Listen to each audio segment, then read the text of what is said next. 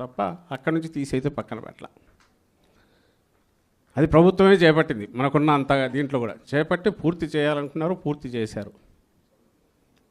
So దాంట్లో ఏం కనిపిస్తుంది? ఆయన ఎంత సిన్సియర్గా నిబద్ధతతో దాని గురించి ఆలోచించారని అది కనపడుతుంది. At the same time Chandrababu వైపు నుంచి ఏం కనిపిస్తుంది? రాగానే దానికి ఎట్లా ముసుగు వేసేయాలి, దాన్ని అక్కడి నుంచి కనపడకుండా ఎట్లా చేయాలనే ఆలోచన ఆయన ధోరణిలో కనపడుతుంది. దానికోసమే ఇంతకుముందు అన్నట్టు ఒకటి చీకట్లో పోయి వాళ్ళే గూండాల్లాగా పోయి పగలగొట్టాలని చూశారు. ఈ మధ్య ఫోటోలు చూశాను, మొత్తం గాలికి వదిలేశారు, చెత్త చెదారం అంతా పడి ఉంది.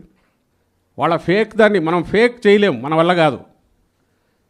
100 కోట్లు 1000 కోట్లు దాని మీద పెట్టి అతను పెట్టుబడి ఎంత దాని మీద పెడతాడు చంద్రబాబు నాయుడు. మనం చేయలేము. మనది ఆర్గానిక్, మనది రియల్. మన కోసం ఎవరైతే నిలబడుతున్నారో పార్టీ కోసం అందరు రెడీగా ఉన్నారు. ఓన్లీ వీళ్ళ మధ్య కనెక్టివిటీ లేదు, కోఆర్డినేషన్ లేదు. ఇంతకంటే పెద్ద సైన్యం అక్కర్లా, జనం మధ్య ఉండడమే.